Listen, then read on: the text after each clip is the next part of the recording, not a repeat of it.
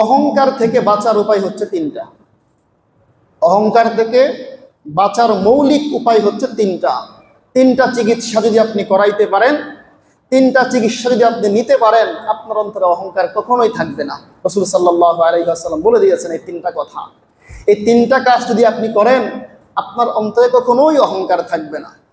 এক নম্বর কাজ, অহংকারের এক নম্বর চিকিৎসা হচ্ছে, আপনি সারা জীবন যখন ঘর থেকে বের হবেন, আপনার সামনে যত মানুষ পড়বে ওদেরকে আপনি আপনার নিজের চাইতে বড় মনে করবেন। ওদেরকে আপনি নিজের চাইতে বলবেন যে ওই মানুষটাকে মনে হয় আল্লাহ আমার চাইতে বেশি ভালোবাসে। অর্থাৎ নিজেকে ছোট করা, অপরকে বড় মনে করা, বিনয়ী ভাব প্রকাশ করা। আর এই বিনয়ী ভাব যারা প্রকাশ করবে, রাসূল সাল্লাল্লাহু আলাইহি ওয়াসাল্লাম তাদের ব্যাপারে হাদিসের মধ্যে বলেন, মান তাওয়াদা লিল্লাহি রাফাআহুল্লাহ। যে ব্যক্তি নিজেকে ছোট মনে করবে, আল্লাহ রাব্বুল আলামিন তার মর্যাদা, যে ব্যক্তি আল্লাহর জন্য নিজেকে ছোট মনে করবে, ছোট ভাববে, বিনয়ী হবে, আল্লাহ রাব্বুল আলামিন তার মর্যাদাকে আকাশচুম্বী বৃদ্ধি করে দিবেন। সুবহানাল্লাহ। অর্থাৎ আপনি আল্লাহর জন্য বিনয়ী হবেন, আল্লাহর কাছে আপনার দাম আকাশচুম্বী বেড়ে যাবে। আর আপনি নিজেকে বড় মনে করবেন, অহংকার করবেন, আল্লাহ রাব্বুল আলামিন আপনাকে ছোট বানাইতে বানাইতে পিঁপড়ার মতো বানিয়ে দেবে। নাউযুবিল্লাহ। তো নিজেকে ছোট মনে করা, অপরকে বড় মনে করার প্রথম নম্বর চিকিৎসা। এই প্রথম নম্বর চিকিৎসার ব্যাপারে আমরা একটা ঘটনা বলতে পারি। জগৎ বিখ্যাত একজন তাবী ছিল, জগৎ বিখ্যাত একজন তাবী ছিল, আব্দুল্লাহ রাদিয়াল্লাহু তাআলা আনহু। আব্দুল্লাহ ইবনে জুবাইর রাদিয়াল্লাহু তাআলা আনহু, আব্দুল্লাহ ইবনে মুবারক রাদিয়াল্লাহু তাআলা আনহু। ওই আব্দুল্লাহ ইবনে মুবারক রাদিয়াল্লাহু তাআলা আনহু একদিন সিরিয়ার মধ্যে কোনো কারণে যায়। তো সিরিয়ার মধ্যে যাওয়ার পরে আব্দুল্লাহ ইবনে মুবারক রাহমাতুল্লাহি আলাইহি সিরিয়াতে যাওয়ার পরে তিনি শুনতে পায় ওই সিরিয়ার মধ্যে একজন দরবেশ মানুষ আছে, আল্লাহওয়ালা মানুষ আছে, তিনার কাছ থেকে মানুষ দোয়া নেওয়ার জন্য যায়, মানুষ তিনার কাছ থেকে সোহবত নেওয়ার জন্য যায়। তো আব্দুল্লাহ ইবনে মুবারক রাহমাতুল্লাহি আলাইহি তিনি ওই সিরিয়ার ওই দরবেশের কাছে গেলেন দোয়া নিতে, সোহবত নিতে। যাওয়ার পরে আব্দুল্লাহ ইবনে মুবারক রাহমাতুল্লাহি আলাইহি ওই দরবেশকে সালাম দেয়, আসসালামু আলাইকুম ওয়া রাহমাতুল্লাহ। দরবেশ মানুষ নিচের দিকে তাকিয়ে আছে, উপর দিকে মাথা উঠায় না। কয়েকবার সালাম দিলেন, মাথা উঠায় না। তিনি বুঝতে পারলেন আব্দুল্লাহ ইবনে মুবারক রাহমাতুল্লাহি আলাইহি এই লোকটা অহংকারী। মানুষ যদিও বলে তাকে দরবেশ, কিন্তু সে অহংকার, তার ভিতরে অহংকার আছে। তিনি আস্তে করে এখান থেকে চলে আসলেন। কিছুক্ষণ পরে লোক মুখে সমালোচনা শুরু হয়ে গেছে, হে দরবেশ, আপনার কাছে কে আসছিল আপনি কি জানেন? জগৎ বিখ্যাত তাবী আব্দুল্লাহ ইবনে মুবারক রসুলের দেশ থেকে আসছিল আপনার সাথে সাক্ষাৎ করার জন্য, আর আপনি তার সাথে সাক্ষাৎ করলেন না, আপনি তো ধ্বংস হয়ে যাবেন। এই কথা শোনার পরে দরবেশ ব্যক্তি লাফ দিয়ে দাঁড়িয়ে গেছে, কি বলো, জগৎ বিখ্যাত তাবী রসুলের দেশের মানুষ আমার কাছে আসছিল দেখা করার জন্য? সাথে সাথে দৌড় দিয়ে ওই দরবেশ আব্দুল্লাহ ইবনে মুবারকের কাছে আসছে, আয়েশা বলতেছে, হযরত আমার ভুল হয়ে গিয়েছে, আপনি এত বড় তাবী আব্দুল্লাহ ইবনে মুবারক, আমি চিনতে পারি নাই, আমি বুঝতে পারি নাই আপনি আমার কাছে আসছেন। তবে আমার একটা সমস্যা, আমার অন্তরে অনেক অহংকার। এই অহংকার কিভাবে দূর করা যায় এটার ফর্মুলা আপনি আমাকে শিখাইয়া দেন। এবার আব্দুল্লাহ ইবনে মুবারক রাহমাতুল্লাহি আলাইহি সুন্দর একটা আমল দিয়েছিল, যেই আমলটা গোটা উম্মতের জন্য জরিয়া হিসেবে থাকবে। কি আমল?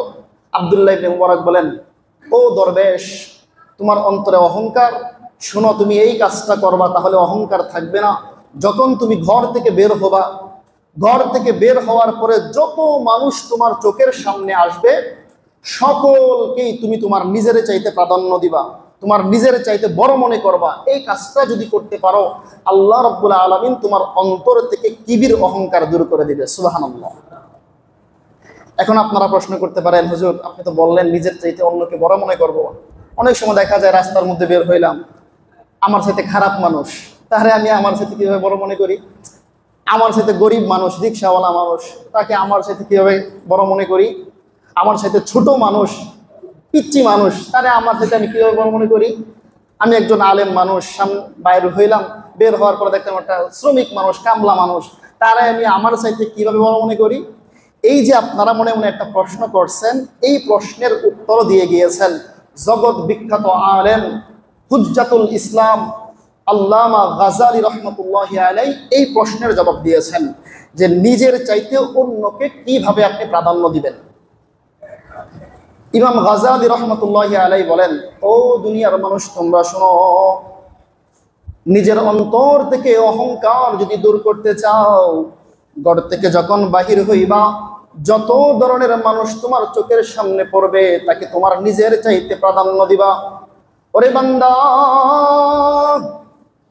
বয়সে তোমার চাইতে যদি ছোট হয়, নাবালক বাচ্চাও হয়, মনে মনে তুমি চিন্তা করবা, আহারে বাচ্চাটা তো ছোট মানুষ, মাসুম মানুষ, তার জীবনে কোনো গুনাহ নাই, আমার জীবনে অনেক গুনাহ হয়ে গিয়েছে। গুনার দিকে তাকাইলে ওই বাচ্চাটা আমার চাইতে আল্লাহর কাছে 1000 গুণ উত্তম।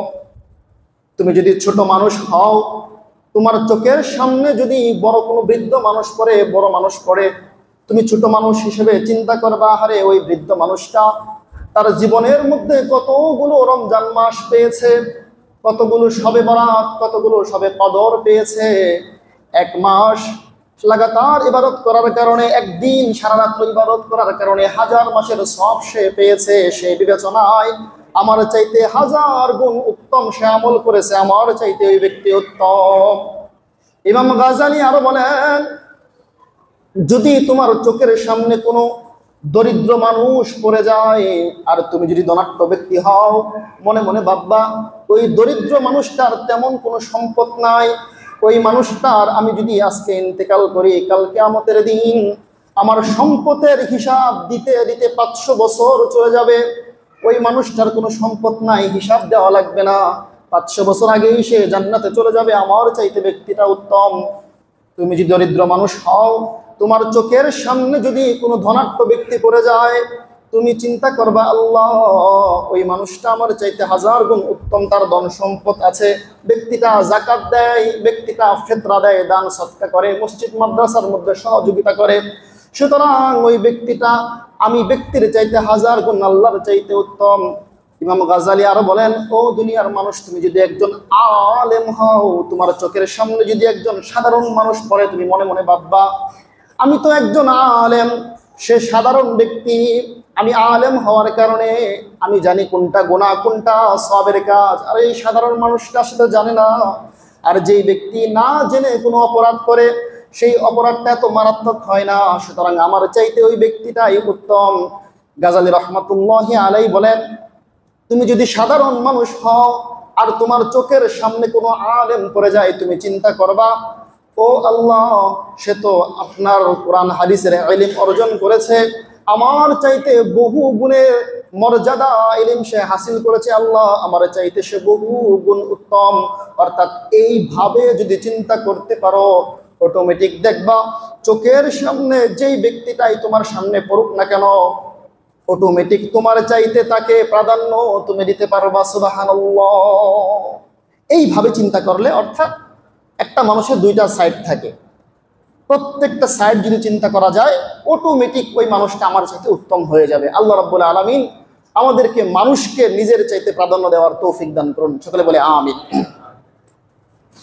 1 নম্বর চিকিৎসা পাইলাম, অন্যকে নিজের উপরে প্রাধান্য দেওয়া, নিজেকে ছোট মনে করা, অন্যকে বড় মনে করা। 2 নম্বর চিকিৎসা, অহংকার থেকে বাঁচার 2 নম্বর চিকিৎসা হচ্ছে নিজের হাকিকতের দিকে লক্ষ্য করা। আপনার আমার হাকিকত কি, আপনার আমার শেষ পরিণতি কি, এই বিষয়টা যদি আমরা লক্ষ্য করি, তাহলে আমাদের অন্তরে, আমাদের মনের মধ্যে কারো অহংকার থাকবে না। আমাদের হাকিকত কি? আমাদের হাকিকত হচ্ছে, আমরা সৃষ্টির পূর্বে, মায়ের পেটে আসার পূর্বে 1 ফোঁটা নাপাক পানি ছিলাম। আপনার আমার হাকিকত হচ্ছে, আপনি আমি মায়ের পেটে আসার পূর্বে 1 ফোঁটা নাপাক পানি ছিলাম, যেই নাপাক পানিটা দুর্গন্ধযুক্ত ছিল, মানুষের সামনে বলা যাইতো না, মানুষের সামনে প্রকাশ করা যাইতো না। এই 1 ফোঁটা নাপাক পানি দিয়ে আমি সৃষ্ট, সুতরাং আমার অহংকার করা কখনোই সাজে না। 2 নম্বর আপনি চিন্তা করবেন, এই নাপাক পানি দিয়ে সৃষ্টি হওয়ার পরে দুনিয়ার বুকে আসছি, আমার এই 3.5 হাত বডির মধ্যে মাঝখানে একটা নাপাক টুবলা অর্থাৎ পাকস্থলী, যেই জায়গার মধ্যে পায়খানা প্রস্রাব জন্ম থাকে, পায়খানা প্রস্রাব জমা হয়ে থাকে, ওই নাপাক জিনিসকে বহন করতেছি। আরে আমি তো নাপাক জিনিস বহনকারী, আমি আবার আমার অন্তরে আবার অহংকার, অহমিকা, আমার অন্তরে আবার বরত্ব কি করে আসে? 3 নম্বর আপনি চিন্তা করবেন নিজের অস্তিত্ব, অর্থাৎ আমি যখন দুনিয়ার বুকে থাকবো না, আমি যখন আজকে আমার 2টা চোখ যখন বন্ধ হয়ে যাবে, আমার এই বডিটা অটোমেটিক 1 দিন 2 দিন পরে পচে যাবে, গলে যাবে, পোকা মাকড়ে খেয়ে ফেলবে, দুর্গন্ধের কারণে কোনো মানুষ কোনো প্রাণী আমার কাছেও আসতে পারবে না। অর্থাৎ আমার শেষ পরিণতি হবে আমার এই 3.5 হাত বডিটা পচে যাবে, গলে যাবে, দুর্গন্ধযুক্ত হয়ে যাবে। অর্থাৎ এই দুর্গন্ধযুক্ত বডি নিয়ে আমার কোনোদিন অহংকার করা সাজে না। এই 3টা বিষয় নিজের হাকিকত, মানুষের হাকিকত নিয়ে যদি কেউ চিন্তা করে, আমি ছিলাম 1 ফোঁটা নাপাক পানি, দুনিয়ার বুকে আসছি নাপাক বহনকারী, যেই বডি নিয়ে আমি চিন্তা করতেছি, কথা বলতেছি, সেই বডিটাও একদিন নাপাক দুর্গন্ধযুক্ত হয়ে যাবে। এই হাকিকত যদি কেউ চিন্তা করে, পশ্চিম কালেও তার অন্তরের মধ্যে কিবির অহংকার আসতে পারে না। বলেন না সুবহানাল্লাহ। তাহলে 2 নম্বর চিকিৎসা পাইলাম কি? নিজের অস্তিত্বকে নিয়ে চিন্তা করা, নিজের হাকিকতকে নিয়ে চিন্তা করা। 3 নম্বর চিকিৎসা, অহংকার থেকে বেঁচে থাকার 3 নম্বর চিকিৎসা হচ্ছে আগে আগে বেশি বেশি সালাম দেওয়া। এমন না যে ওই ভাই আমাকে আগে সালাম দেখ, আপনি আগে সালাম দিবেন। হাদিসে পাকের মধ্যে আসছে, মুসনাদে আহমদ শরীফের হাদিস, রসুল বলেন, ওয়াকাল রাসূলুল্লাহ সাল্লাল্লাহু আলাইহি ওয়াসাল্লাম বাদিউস সালাম বারিউম মিনাল কিবার। রসুল সাল্লাল্লাহু আলাইহি ওয়াসাল্লাম বলেন, বাদিউস সালাম, যে ব্যক্তি আগে আগে সালাম দিবে, যে ব্যক্তি আগে আগে সালাম দিবে, বারিউম মিনাল কিবার, আল্লাহ রাব্বুল আলামিন তার অন্তর থেকে কিবিরকে দূর করে দিবেন। সুবহানাল্লাহ। তো আমাদের যদি এরকম হয়, যে ব্যক্তিটা আমার চাইতে ছোট, সে আমাকে সালাম দেখ, আমি সালাম দিব না। আমার যদি এরকম হয়, ওই ব্যক্তিটার মর্যাদার চাইতে আমার মর্যাদা বেশি, আমাকে সালাম দেখ, আমি সালাম দিব না। আপনার যদি এরকম ভাব হয়, বোঝা যাবে আপনার অন্তরে অহংকার আছে। আপনি যদি অফিসার হওয়ার কারণে আপনার আন্ডারে যারা কাজ করে তাদেরকে আপনি সালাম না দেন, বোঝা যাবে আপনার অন্তরে অহংকার আছে। আপনি যদি স্বামী হওয়ার কারণে আপনার স্ত্রী আপনার আন্ডারে আছে, আপনি যদি সালাম না দেন, বোঝা যাবে আপনার অন্তরে অহংকার আছে। আপনি সমাজের একজন নেতা, আপনার সমাজের মধ্যে যে সাধারণ দরিদ্র মানুষ আছে তাদেরকে যদি জীবনে কোনোদিন সালাম না দিতে পারেন, বোঝা যাবে আপনার অন্তরে অহংকার আছে, অহমিকা আছে, যে আমি তাকে সালাম দেবো, সে আমাকে আগে সালাম দেখ। তাই তো রাসূল সাল্লাল্লাহু আলাইহি ওয়াসাল্লাম বলেন, বাদিউস সালাম বারিউম মিন কিবার, অর্থাৎ যেই ব্যক্তি আগে আগে সালাম দিবে, এই সালামের বরকতে, আগে সালাম দেওয়ার কারণে আল্লাহ রাব্বুল আলামিন তার অন্তর থেকে কিবিরকে, অহংকার থেকে দূর করে দিবেন। সুবহানাল্লাহ। তাহলে আজকে আমরা আলোচনার মাধ্যমে কি শিখলাম? আলোচনা নির্ধারণ করেছিলাম অহংকারের ভয়াবহতা এবং অহংকার এই মারাত্মক গুনাহ থেকে, মারাত্মক ব্যাধি থেকে বাঁচার 3টা চিকিৎসা। প্রথমেই আমরা জানলাম এই অহংকারের ব্যাপারে আল্লাহ রাব্বুল আলামিন সূরা লুকমানের 18 নম্বর আয়াতের মধ্যে বলেন, ইন্নাল্লাহা লা ইউহিব্বুল মুতাকাব্বিরিন, দুনিয়ার বুকে যারা অহংকার করে আল্লাহ তাদেরকে ভালোবাসেন না, পছন্দ করেন না। আর যেই ব্যক্তিকে আল্লাহ পছন্দ করবে না, তাকে জাহান্নামে যাওয়া ছাড়া আর কোনো গতি নাই। 2 নম্বরে আমরা জানলাম কি? আল্লাহ রাব্বুল আলামিন সূরা আল মুমিন আয়াত নম্বর 60, ওই আয়াতের মধ্যে আল্লাহ রাব্বুল আলামিন বলেন, যারা অহংকার বশত আমার ইবাদত থেকে দূরে সরে থাকবে, ইন্নাল্লাযীনা ইস্তাকবিরুনা আন ইবাদাতি সায়াদখুলুনা জাহান্নামা দাখিরিন, যারা অহংকার বশত আমার ইবাদত বন্দেগী করে না, ওদেরকে আমি চিরেই জাহান্নামের মধ্যে নিক্ষেপ করব। নাউযুবিল্লাহ। হাদিসের মধ্যে আমরা কি পাইলাম? রাসূল সাল্লাল্লাহু আলাইহি ওয়াসাল্লাম, মুসলিম শরীফের হাদিস 166 নম্বর হাদিসের মধ্যে রাসূল বলেছেন, মান কানা ফি কলবিহি লা ইয়াদখুলুল জান্নাতা মান কানা ফি কলবিহি মিসকালু যাররাতিন মিন কিবর, যার অন্তরের মধ্যে সরিষার দানা পরিমাণ, অনুপরিমাণ অহংকার থাকবে, আল্লাহ রাব্বুল আলামিন তাকে জান্নাতে প্রবেশ করতে দিবেন না। নাউযুবিল্লাহ। আরো কি পাইলাম? তিরমিজি শরীফের হাদিস 2492 নম্বর হাদিসের মধ্যে আমরা পাইলাম রাসূল সাল্লাল্লাহু আলাইহি ওয়াসাল্লাম বলেছেন, যারা অহংকার করে এদের হাসরটা এমন অবস্থায় হবে, অহংকার মানে নিজেকে বড় মনে করা, অন্যকে ছোট মনে করা, আমি আমিত্ববাদ প্রকাশ করা, আমি যেটা বলছি সেটাই সঠিক, অন্য যারা বলে সব বেঠিক, এই মনোভাব যার ভিতরে আছে সে হচ্ছে অহংকারী।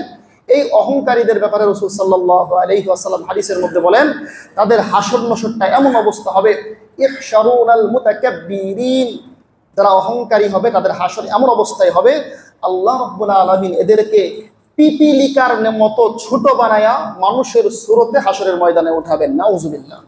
উঠানোর পরে কি করবে? ফেরেশতারা পিছন থেকে পিটাইতে পিটাইতে হাঁকাইতে হাঁকাইতে জাহান্নামের একটা জেলখানা আছে যার নাম হচ্ছে বুলাস, ওই বুলাস নামক জেলখানার মধ্যে বন্দি করবে। বন্দি করার পরে জাহান্নামের যত ধরনের আযাব আছে, গ্লানি আছে, অপমান আছে, লাঞ্ছনা আছে, সব অপমাননা লাঞ্ছনাদেরকে গ্রাস করে নেবে। গ্রাস করে নেওয়ার পরে পানি পিপাসা লাগবে, তৃষ্ণা লাগবে। ফলে ফেরেশতারা আল্লাহ রাব্বুল আলামিনের পক্ষ থেকে তাদেরকে রক্ত মিশ্রিত, পুজ মিশ্রিত, গাম মিশ্রিত দুর্গন্ধযুক্ত পানি তাদেরকে পান করানোর জন্য দেওয়া হবে। নাউজুবিল্লাহ। এই হচ্ছে ভয়াবহতা। চিকিৎসা আমরা কি পাইলাম? 1 নম্বর চিকিৎসা, নিজের চাইতে অন্যকে প্রাধান্য দেওয়া, নিজেকে ছোট মনে করা, অন্যকে বড় মনে করা। প্রত্যেকটা দিক আছে, একটা মানুষের 2টা দিক আছে। আপনি ওই 2টা দিক যদি আপনি খাটাইতে পারেন, 2টা দিক যদি আপনি লক্ষ্য করতে পারেন, তাহলে আপনার চাইতে ওই মানুষটা বড়। কেমনে বড়? আপনি চিন্তা করবেন, আমি তো বয়সে অনেক বছর হয়ে গেছে, এত ইবাদত বন্দেগী করতে পারি নাই, জীবনে অনেক নামাজ ছুঁইটা গেছে, রোজা ছুঁইটা গেছে, আল্লাহ যা হুকুম দিছিল করতে পারি নাই। ওই বান্দাটা মনে হয় আমার চাইতে ভালো ইবাদত করছে, সেই হিসেবে ওই বান্দা আমার চাইতে উত্তম। এইভাবে যদি আপনি চিন্তা করেন, 1 নম্বর চিকিৎসা, নিজের চাইতে অন্যকে প্রাধান্য দেওয়া, নিজেকে ছোট মনে করা, অন্যকে বড় মনে করা। রাসূল সাল্লাল্লাহু আলাইহি ওয়াসাল্লাম হাদিসে পাকের মধ্যে বলেন, মান তাওয়াযা লিল্লাহি রাফাআহুল্লাহ, যে ব্যক্তি আল্লাহর জন্য বিনয় হবে, আল্লাহ রাব্বুল আলামিন তার মর্যাদা আকাশচুম্বী বাড়িয়ে দেবেন। আর যেই ব্যক্তি নিজেকে বড় মনে করবে, আল্লাহ রাব্বুল আলামিন তাকে ছোট থেকে ছোট বানাইতে বানাইতে পিপিলিকার মতো বানাইয়া দেবেন। নাউজুবিল্লাহ।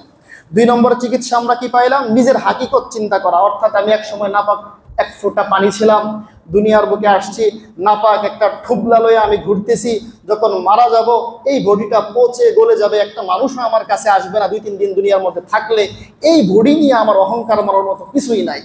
3 নম্বর আমরা কি পাইলাম? রাসূল সাল্লাল্লাহু আলাইহি ওয়াসাল্লাম হাদিসের মধ্যে বলেছেন, বাদিউস সালাম বারিউম মিনাল কিবার, অর্থাৎ যেই ব্যক্তি আগে আগে সালাম দিবে, সকলকেই সালাম দিবে, উঁচু কে নিচু, কে সুন্দর, কার মর্যাদা বেশি, কে নেতা, কে শ্রমিক, এটা দেখবে না, সকলকেই সালাম দিবে। আল্লাহ রাব্বুল আলামিন বলেন, রাসূল সাল্লাল্লাহু আলাইহি ওয়াসাল্লাম বলতেছেন, তার অন্তর থেকে আল্লাহ রাব্বুল আলামিন অটোমেটিক কিবির, অহংকার দূর করে দেবেন। সুবহানাল্লাহ। আল্লাহ রাব্বুল আলামিন যে আলোচনাগুলো করলাম, আল্লাহ রাব্বুল আলামিন আমাদেরকে সেই মতোই আমল করার তৌফিক দান করুন। সকলে বলে আমিন। ওয়া আখিরু দাওয়ানা আলহামদুলিল্লাহি রাব্বিল আলামিন। যারা সুন্নাত পড়ে নেয় সুন্নাত পড়ে নেয়।